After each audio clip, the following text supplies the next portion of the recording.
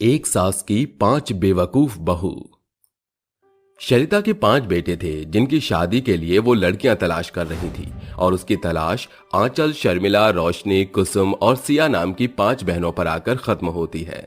ईश्वर की दया से अब मेरे भी बेटों का घर बस जाएगा। कुछ समय बाद शादी का शुभ मुहूर्त दस्तक देता है, जहां उनके 5 बेटों का विवाह होता है और सरिता 5 बहुओं की सास बन जाती है। 5 बहुएं दुल्हन का जोड़ा पहने दरवाजे पर आ खड़ी होती है। मेरी प्यारी बहुओं, इस कलश को अपने दाहिने पांव से अंदर गिराकर गृह प्रवेश करो। याद रहे, कलश के चावल घर के कोनों में बिखरने चाहिए। सरिता की नई नवेली 5 बहुएं कलश को जोरदार लात मारकर अंदर गिराती हैं, जिसे देख पड़ोसने ठहाके मारकर हंसती हैं। वाह बहू रानियों, क्या शॉट मारा है। अरे सरिता, तेरी बहुएं तो फुटबॉल की चैंपियन निकली लगता है। ये घर इन्हें फुटबॉल का मैदान नजर आ रहा है।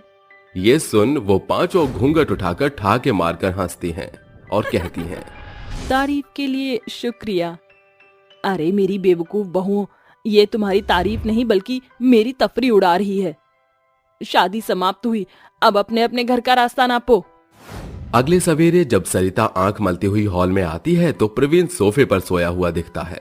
अरे प्रवीण, तू कमरा छोड़कर यहाँ सोफे पर क्यों पसरा हुआ है? अरे माँ, आपने एक बेवकूफ को मेरे पल्ले बांध दिया है। अरे पर हुआ क्या, ये बताएगा? अरे आप उससे ही जाकर पूछ लो।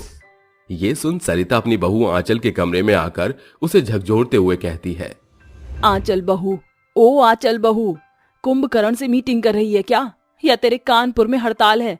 मैं कहती हूँ उठ। आवाज सुन आंचल जोर से हाथ फैलाकर अंगड़ाई लेकर सरिता को चारों खाने चित्त कर देती है। गुड मॉर्निंग सासू माँ। अरे दैया, कैसी बुड़बक बहू खोज ले आई। मैं सवेरे सवेरे जमीन की धूल चटा दी। हाय मर गई मेरी कमर। माँ जी, आप ठीक तो हैं? मेरी छोड़, मेरे बेटे प्रवीण को कमरे से खदेड़ने की हिम्मत कैसे हुई तेरी? क्या कहा उसे कल रात तूने? माँ जी, प्रवीण जी मुझे थोड़े हिले हुए लगते हैं। कल रात बड़ी अजीबोगरीब बात कर रहे थे। आइए जानते हैं कि आखिर हुआ क्या। शादी की रात प्रवीण रोमांटिक अंदाज में बेवकूफ आंचल से कहता है, अरे तुम्हें पता है आंचल, जब से तुम्हें देखा था ना, मेरे दिल में तुम्हें पाने की आग लगी थी जो आज तुम्हारे प्यार की बारिश से बुझेगी। प्रवीण की शायराना बातें आंचल के सिर के ऊपर से होती हुई जा रही थी। तभी वो टेबल पर रखे जग का पानी उस पर डालकर कहती है, आप चिंता मत कीजिए, इस ठंडे पानी से आग तो क्या धुआं भी बुझ जाएगा। अरे ये क्या बैल बुद्धि वाली हरकतें कर रही हो, सारे अरमान मिट्टी में मिला दिए। वैसे मैं जानता हूँ कि तुम जानबूझकर मेरी टांग खींच रही हो। है बुद्धू। बुद्धू तो आप हैं, गौर से देखिए, आपके टांग फेविकोल के जैसे आपके शरीर से चिपके हुए हैं। ये सुन वो गुस्से से लाल पीला होकर बोलता है, ओ भाई, मारो मुझे, मारो।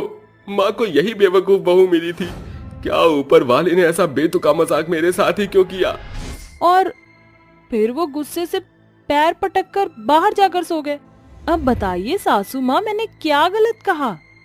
अरे तूने कहाँ कुछ कहा, मेरी समझदार बहू। मेरी ही अक्ल पर पत्थर पड़ गए थे जो मैंने तुझ जैसी मंद बुद्धि को बहू बनाया। कुछ देर बाद 5 बहुएं घर का काम धाम करने लगती हैं। तभी सरिता अपनी दूसरी बहू रोशनी से कहती है, अरे मंजली बहू, जरा टीवी खोल दियो। ये सुन रोशनी डोर में पड़े पेचकस से टीवी के नट्स खोलने लगती है। अरे भेजा घूम गया है, इलेक्ट्रिशियन की तरह टीवी का नट बोल्ट क्यों खोल रही है?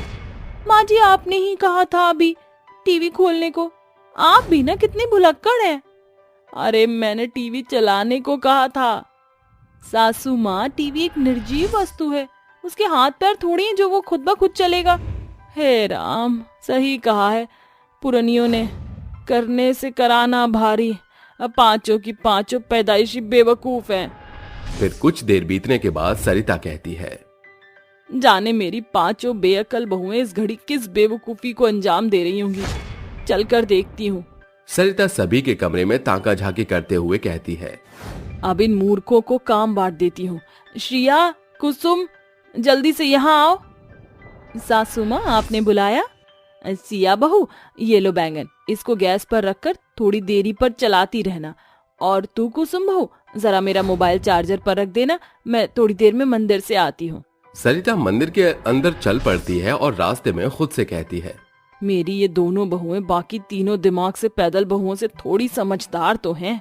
तकरीबन 2 घंटे बीतने के बाद सरिता घर आती है, जहां उसकी पांचों बहुएं हॉल में बैठी पॉपकॉर्न के मजे लूट रही थीं। अगर तुम पांचों का पहाड़ जैसा पेट भर गया हो तो मैं तुम दोनों को कुछ काम सौंप कर गई थी। सासू माँ, आपका काम तो हमने चुटकियों में कर दिया था, वो भी बिना किसी गलती के। सरिता रसोई घर में आकर कहती है, अरे सिया बहू, तूने बैंगन क्यों नहीं पकाया? माँ जी, आपने तो सिर्फ बैंगन को गैस पर रखने को कहा था, पकाने को थोड़ी कहा था। हाय रे मेरे फूटे करम, अकल की आंधी, मुझे क्या पता था कि मेरी बेवकूफ बहू मेरी उस बात को गांठ बांध लेगी। बैंगन का भरता तो बनने से रहा, पर मेरे दिमाग का भरता जरूर बन गया। खैर छोड़ो कुसुम बहू, मैंने तुझे फोन दिया ना, उसे लिया तो जरा। बेवकूफ कुसुम चार्जर के ऊपर धरे मोबाइल को उठाकर हाथों में लिए झूमती हुई आकर कहती है, ये लो सासू माँ आपका फोन।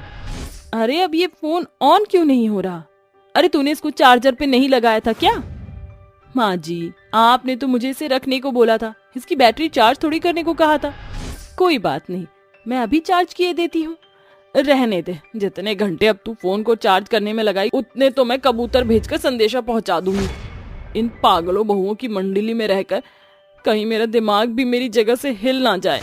सरिता अपनी पांचों बहुओं की बेवकूफियों से तंग आकर अपने कमरे में बैठ जाती है। तकरीबन 3 दिन ऐसे ही गुजर जाते हैं। ये बात अब उसकी बेवकूफ बहुओं को भी समझ में आने लगी थी। लगता है सासू माँ को हम पांचों की कोई बात बुरी लगी है, चलो उन्हें मनाते हैं। पांचों दरवाजा खटखटाकर कहती हैं, सासू माँ दरवाजा खोलिए वरना हम पांचों अनशन पर बैठ जाएंगी। ये सुन सरिता किवाड़ खोलकर कहती है, अब कौन सी नई बेवकूफी करने आई हो मेरी मंद बुद्धि बहुओं? सासू माँ, आजकल ना आप कमरे से बाहर निकलती हैं ना हमसे बात करती हैं। हमसे कोई भूल हो गई है क्या सासू माँ? मुझे तुमसे कोई बात नहीं करनी, दफा हो जाओ पांचों। अपनी माँ का ऐसा बर्ताव देख सरिता का बड़ा बेटा राम कहता है, माँ, डांट फटकार कर से क्या ये पांचों एकदम से बेवकूफियां छोड़कर होशियार हो जाएंगी? इन्हें थोड़ा वक्त दीजिए, आपको इन्हें इनकी कमियों को समझाना होगा। ये सुन सरिता अपने रूखे व्यवहार पर अफसोस जताकर कहती है, तू सही बोल रहा है बेटा, मेरी पांचों बहुओं अपनी सास को माफ कर दो। मैंने तुम्हारी गलतियों को समझने की जगह अब तक क्रूर सास की तरह तुम्हें सिर्फ खरी खोटी सुनाया है। अब मैं माँ बनकर तुम्हें कुछ सिखाऊंगी। माँ जी, अब हम भी अपनी पूरी कोशिश करेंगे कि आपको गलती का एक भी मौका नहीं देंगे। हम पांचों मंद बुद्धि बहुओं ने आपको बहुत सताया ना, फिर भी तुम पांचों हो मेरे घर की लक्ष्मी और रौनक हो, और फिर गलतियों से ही हम सभी सीखते हैं ना। कहते हैं ना, बदलाव जीवन का अहम हिस्सा है। सरिता का अपनी बहुओं के प्रति बदला हुआ मधुर व्यवहार उसकी पांचों मूर्ख बहुओं में भी वक्त के साथ समझदारी भर देता है, और सरिता उनकी गलतियों पर आग बबूला होने की बजाय उन्हें समझाया बुझाया करती और सभी हंसी खुशी रहने लगते हैं।